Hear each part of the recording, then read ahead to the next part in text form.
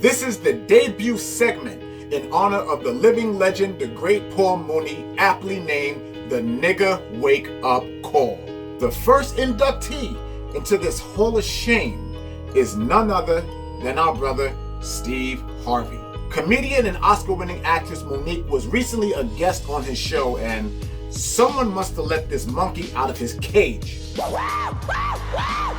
They were discussing Monique's recent issues in Hollywood. She claims that she has been blackballed because of her refusal to promote the movie Precious overseas. She stated that she made a deal with the film's director Lee Daniels to appear in the movie, and when she completed filming, her contractual obligation was fulfilled. According to Monique, she was contacted by Lionsgate, Lee Daniels, and the film's executive producers, Tyler Perry and Oprah Winfrey.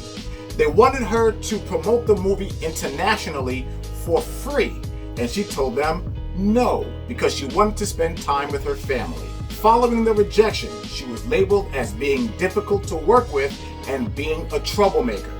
After several years of feeling the effects of being shunned by Hollywood, she finally had enough and broke her silence live on stage. What is that black dick connected to? That black man? So no, I was not blackballed. I was whiteballed by some black dicks who had no balls. Thank you, Mr. Lee Daniels.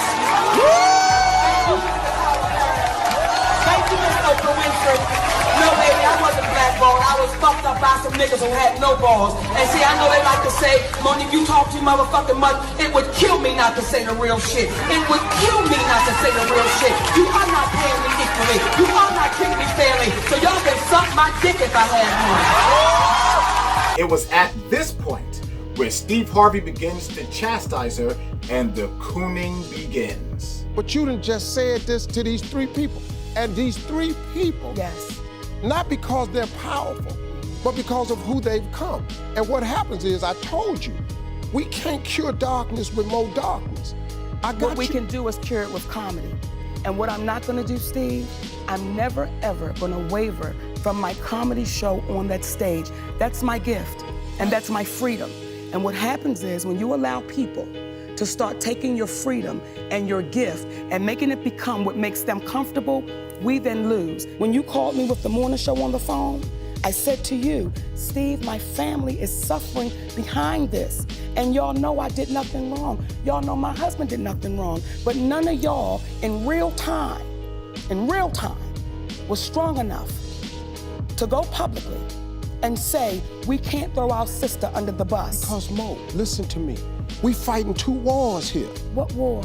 There's two wars. It's what your issue is, and it's what the perception of the issue is, and the narrative has changed. See, I'm hearing what you're saying, baby, and I agree with it when the narrative changes. But if all of y'all said, this is the only issue I have with it, baby, when all of y'all said privately, to include Oprah, all of y'all said privately, I've done nothing wrong. When you tell the truth, you have to deal with the repercussions of the truth.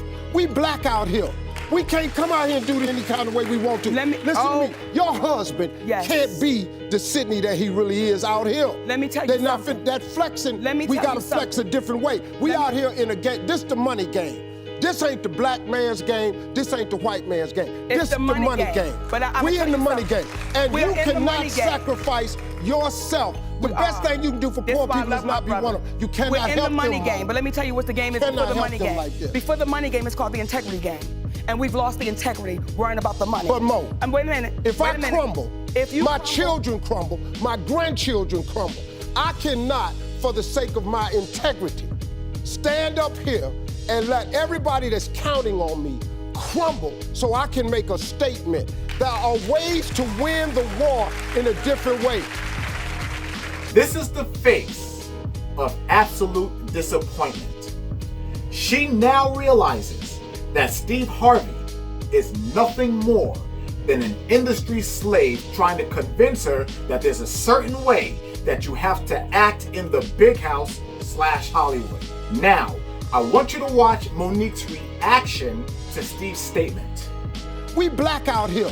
We can't come out here and do it any kind of way we want to. Listen to me. Your husband can't be the Sydney that he really is out here. If you are not grasping the perception of his statement, He is telling her that she must lose her identity and comply with deliberate exploitation to be accepted in the Hollywood community, and her husband must become an effeminate. Where were these conditions forced on us before? You guessed it, slavery. I want to bring 1 Timothy chapter 6, verse 10 to your attention. For the love of money is the root of all evil. Steve Harvey's statement about poor people is evidence that he is operating in the spirit of a devil. To turn your back on your own people is a dangerous position to be in, spiritually and financially, because the Most High God will block your blessings like that. Matthew chapter 6, verse 24. No one can serve two masters, for either he will hate the one and love the other, or he will be devoted to the one and despise the other. You cannot serve God and money. So, Steve Harvey, this is your nigga wake up call. Wake up, nigga. And until next time, I'm out.